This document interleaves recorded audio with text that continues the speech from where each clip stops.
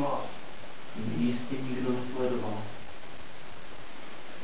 Máte nový klobouk. Ano, mám krásný nový klobouk. Ale zdá se mi, že máte nový šál. Ano, můj šál je opravdu nový. Dobrá, tak pojďme k věci. Myslím si, že dnes nastal ten právý čas na výměnu našich peněz za Munkův obraz o zloděje. Jistě, máte pro mě peníze, které jsou pravé. Ano, tady vám dávám pravé peníze a vy budete ty falešné. Dobře.